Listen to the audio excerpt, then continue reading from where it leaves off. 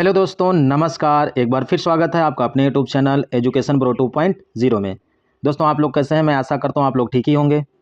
जैसा कि आपको पता है, मैं साइंस के उन क्वेश्चन को आपके सामने रख रहा हूं जो आपकी एग्जाम की दृष्टि से बहुत ही इंपॉर्टेंट होने वाले हैं। आप वीडियो को बिल्कुल स्किप ना करिएगा, इन्हें बिल्कुल ध्यान से देखिएगा। तो चलिए स्टार्ट करते हैं आज का पहला क्वेश्चन। किस धातु से बने मिश्र धातु को हवाई जहाज तथा रेल के डिब्बों में पुर्जों के काम में लिया जाता है? लोहा, तांबा, कार्बन, एल्युमिनियम। तो ऑप्शन नंबर हो जाएगा डी वाला एल्युमिनियम।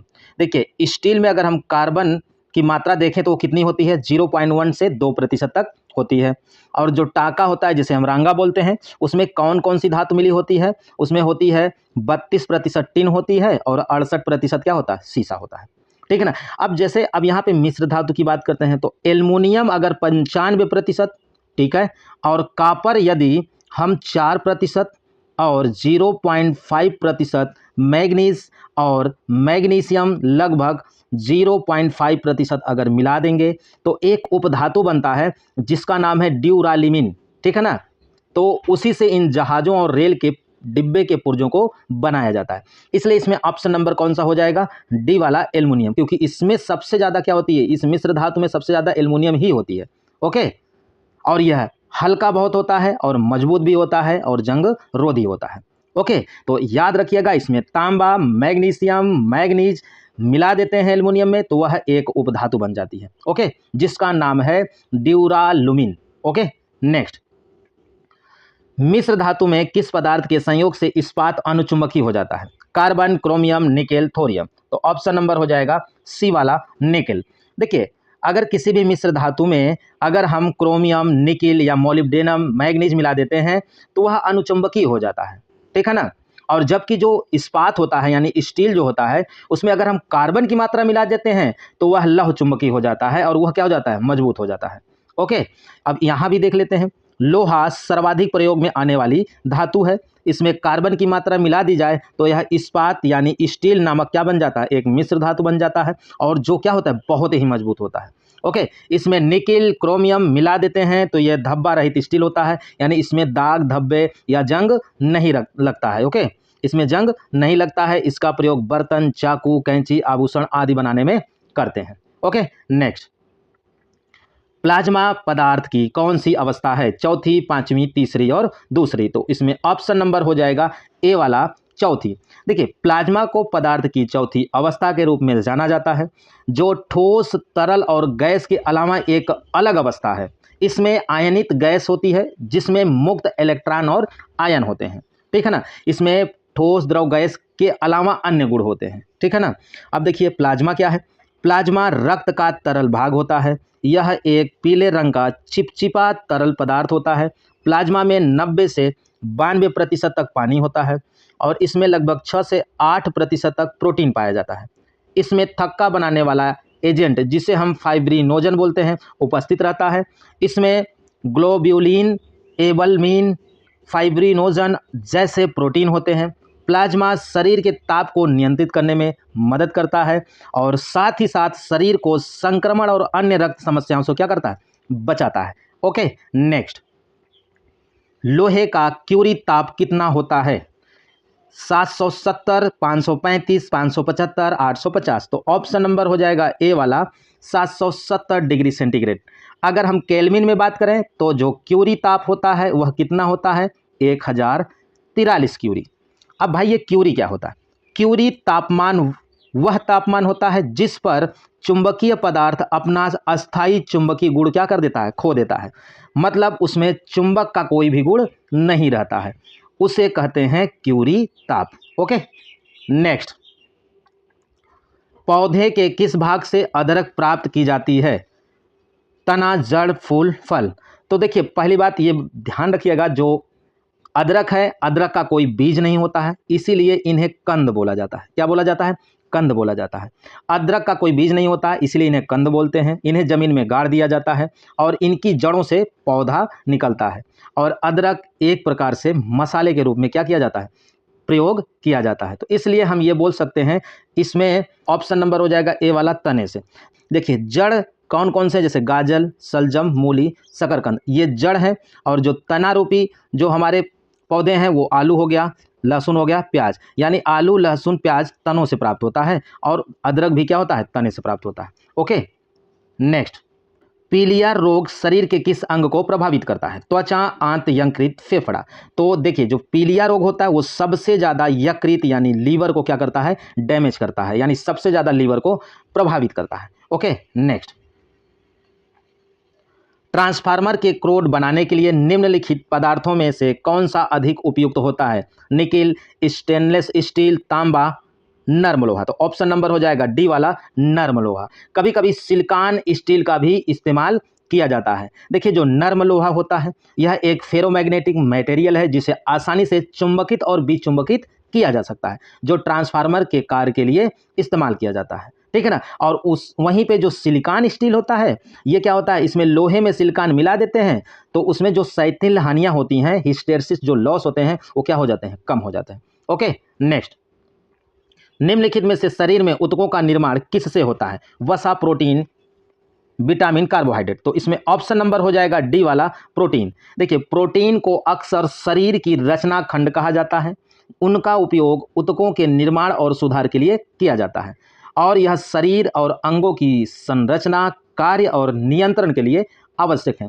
वैसे तो देखिए विटामिन, वसा और कार्बोहाइड्रेट सब हैं, लेकिन सबसे ज़्यादा जो घटक के रूप में यूज होता है शरीर के निर्माण के लिए तो वो प्रोटीन होता है। ओके, नेक्स्ट, इनमें से कौन सा धातु चुंबक द्वारा आकर्षित नहीं होता? निकिल, लोहा, एल्युमिनियम, कोबाल्ट। तो इसमें ऑप्शन नंबर हो जाएगा सी वाला, एल्युमिनियम। एल्युमिनियम चुंबक के द्वारा आकर्षित नहीं होता है। जैसे एल्युमिनियम हो गया, तांबा हो गया, सोना हो गया, चांदी हो गया, पीतल हो गया, ये सब चुंबक के द्वारा आकर्षित नहीं होते। ओके, नेक्स्ट, शरीर के अंदर लौह की कमी से उत्पन्न होने वाला रोग निम्न में से कौन सा है? तो इसमें ऑप्शन नंबर हो जाएगा डी वाला, रक्तहीनता। देखिए एनीमिया क्या है, अब रक्तहीनता को ही एनीमिया बोलते हैं। जैसे एनीमिया एक ऐसी स्थिति है जिसमें रक्त में जो लाल रक्त कोशिका होती हैं या हीमोग्लोबिन जो होती है उनकी मात्रा सामान्य से क्या हो जाती है, कम हो जाती है। ठीक है ना। इसी वजह से हम बोलते हैं कि उसमें लोहे की कमी हो जाती है, लोहे की कमी होने से एनीमिया रोग हो जाता है। ओके, नेक्स्ट, इनमें से किस में प्रोटीन नहीं पाया जाता? चावल, दूध, मांस, नन ऑफ दिस। तो इसमें ऑप्शन नंबर हो जाएगा ए वाला, चावल में प्रोटीन नहीं पाया जाता। ओके, नेक्स्ट, कौन सा जीव त्वचा से सांस लेता है? मेढक, केचुआ, ए व बी दोनों, कोई नहीं। तो इसमें ऑप्शन नंबर हो जाएगा सी वाला, ए व बी दोनों, यानी मेढक और केचुआ दोनों त्वचा से सांस लेता है। ठीक है ना। और हाँ एक बात ये ध्यान रखिएगा, जो केचुआ होता है केचुए में फेफड़ा या अन्य विशेष श्वसन अंग नहीं होता है, इसमें केवल और केवल क्या होता है, त्वचा होता है, जो त्वचा से ही वो क्या करता है, सांस लेता है। मतलब जो श्वसन अंग है उसका वो केवल और केवल क्या है, त्वचा है, इस बात का ध्यान रखिएगा। और जो मेढक होता है, मेढक पानी में भी रह सकता है, ठीक है ना, और वो बाहर भी रह सकता है, यानी वह त्वचा से भी सांस लेता है। और वो क्या करते हैं, उनके जो छोटे छोटे बच्चे होते हैं वो गलफड़े से भी क्या करते हैं, सांस लेते हैं। जब वो बड़े हो जाते हैं तो वही जो गलफड़ा होता है वो उनके क्या होते हैं, वो चमड़े के रूप में क्या होते हैं, उनके अंगों के रूप में क्या हो जाते हैं, परिवर्तित हो जाते हैं। ठीक है ना। जैसे जो नए मेढक के बच्चे होते हैं उसमें सांस लेने का जो अंग होता है वो गलफड़ होता है। जब मेढक के बच्चे परिपक्व हो जाते हैं तो गलफड़े द्वारा क्या होता है, वह शरीर जो गलफड़ा है वह शरीर के द्वारा क्या कर लिया जाता है, अवशोषित कर लिया जाता है। जमीन पर रहने के दौरान मेढक अपने नाक और मुंह से सांस लेता है। पानी में रहने के बाद वह क्या करता है, अपनी त्वचा से सांस लेता है। मेढक की त्वचा में मौजूद एक श्लेष्मा झिल्ली होती है। इनकी जो ये त्वचा दिख रही है ना, इसमें एक श्लेष्मा झिल्ली होती है। इसी में क्या होता है, हवा जब प्रवेश करता है तो हवा को अवशोषित कर लेता है, कौन, त्वचा। और उस त्वचा में क्या होती है, श्लेष्मा झिल्ली। मेढक की त्वचा में मौजूद रक्त वाहिकाएं सीधे ऑक्सीजन ग्रहण कर लेती हैं।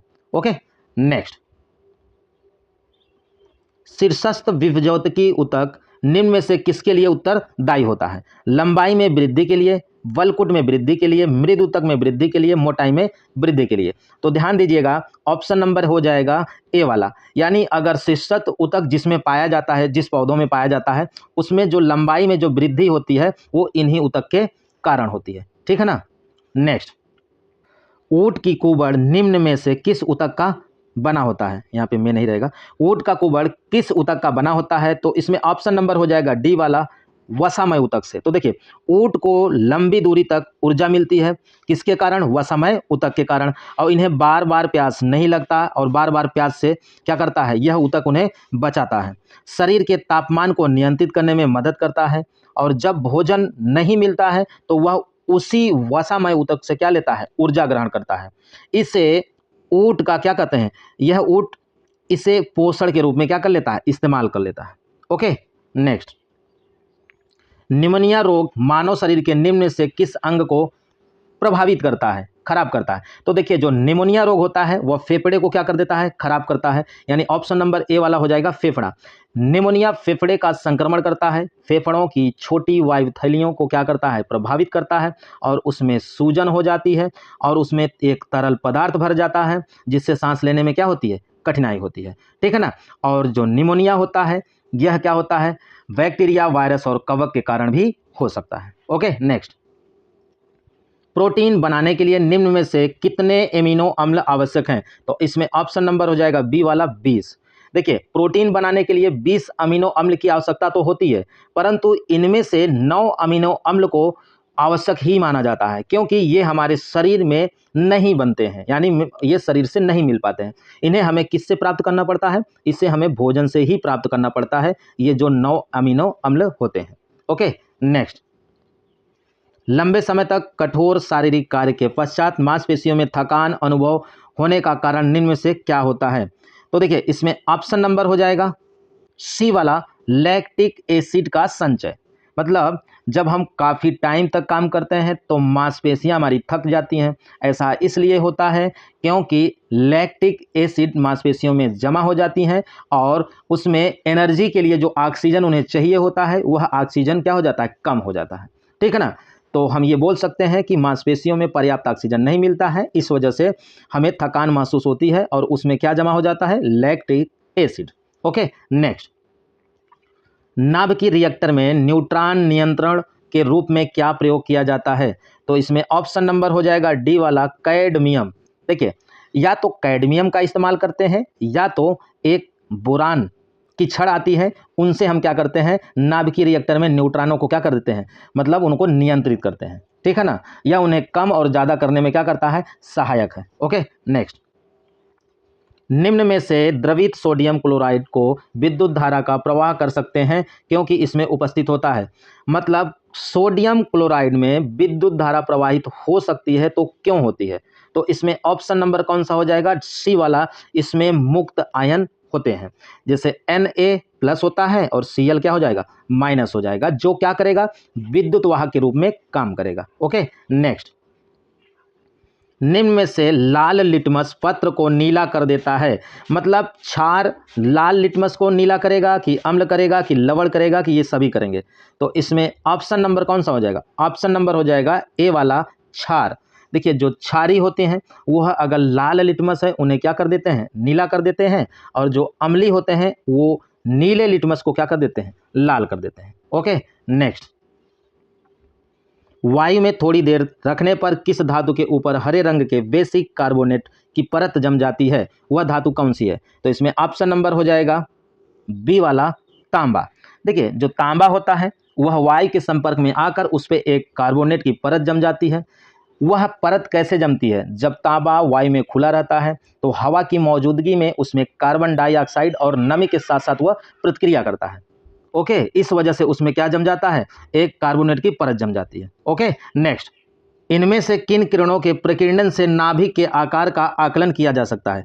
एक्स कण, अल्फा कण, बीटा कण, नानाबीज। तो इसमें ऑप्शन नंबर हो जाएगा बी वाला अल्फा कण। ओके, नेक्स्ट, स्त्रियों की आवाज़ पुरुषों की अपेक्षा पतली होती है क्योंकि स्त्रियों की आवाज़ का तारतम्य पुरुषों की आवाज़ की तारतम्य से क्या होती है? अधिक, कम, बराबर। तो इसमें ऑप्शन नंबर हो जाएगा ए वाला अधिक होती है। देखिए तारत्व ध्वनि की एक ऐसी विशेषता है जो हमें ध्वनि की आवृत्ति के आधार पर मोटी और पतली आवाज़ों के पहचानने में मदद करती है। देखिए जो उच्च आवृत्ति वाली ध्वनि होती है उनका तारत्व अधिक होता है, और जो निम्न आवृत्ति वाली ध्वनि होती है उनका तारत्व क्या होता है? कम होता है, जिससे हमें मोटे और पतलेपन में क्या होता है? मतलब मोटा और पतलापन पहचानने में मदद मिलती है। ओके, जैसे हम ये समझ सकते हैं, जो मच्छर होते हैं, मच्छर की आवाज़ का तारत उच्च होता है, इसीलिए उसकी आवाज़ पतली होती है, जबकि शेर की दहाड़ का तारत तो कम होता है, निम्न होता है, इसलिए उसकी दहाड़ मोटी होती है। ओके, नेक्स्ट, इनमें से किसकी उपस्थिति के कारण गिरगिट रंग बदलता है? क्लोरोफिल, वातरंध, वर्ण की लवक। तो इसमें ऑप्शन नंबर हो जाएगा सी वाला, वर्ण की लवक। ठीक है ना। देखिए, गिरगिट रंग इसीलिए बदलती है क्योंकि उनकी त्वचा एक विशेष प्रकार की कोशिका से बनी होती है। ठीक है ना। नेक्स्ट, मछलियों के हृदय की इनमें से क्या विशेषता है?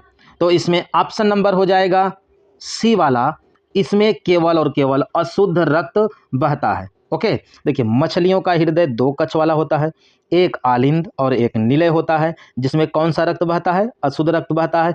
फिर यह रक्त गिल्स में ऑक्सीजन प्राप्त करने के लिए भेज दिया जाता है। ओके, नेक्स्ट, निम्नलिखित में से स्टील को चुंबकीय करना कठिन है, क्योंकि उसकी कम चुंबकशीलता होने के कारण, अधिक घनत्व के कारण, कम घनत्व के कारण, अधिक धारण क्षमता होने के कारण।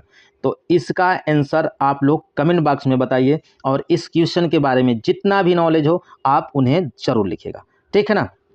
नेक्स्ट, निम्नलिखित में से मनुष्य के शरीर में एंट अमीबा हिस्टोलिटिका कहाँ पाया जाता है? फेफड़ा, आंत की दीवारों में, गले की दीवारों में, लीवर में। तो ऑप्शन नंबर हो जाएगा बी वाला, आंत की दीवारों में। ओके, नेक्स्ट, किसी गैस को दबाने पर क्या होता है, यानी उन्हें संपीड़ित किया जाए तो क्या होगा? तो इनका भी आंसर आप कमेंट बॉक्स में बताइएगा। ओके, नेक्स्ट, लाल तप्त कोक पर जल वाष्प प्रवाहित करने से कार्बन मोनोऑक्साइड एवं हाइड्रोजन गैसों का मिश्रण प्राप्त होता है, तो उसे क्या कहते हैं? तो उसे कहेंगे जल गैस। यानी अगर कार्बन मोनोऑक्साइड एवं हाइड्रोजन गैस को मिश्रित कर देंगे और उससे जल वाष्प उस पर प्रवाहित किया जाएगा तो वह जल गैस का निर्माण करेगा। ऑप्शन नंबर डी वाला। ओके, नेक्स्ट, इनमें से क्लोरोफार्म का IUPAC नाम क्या है? तो भाई इसे भी आप कमेंट बॉक्स में इसका आंसर दीजिए, और इनके बारे में जितना भी पता हो आप हमें कमेंट करके जरूर बताइए।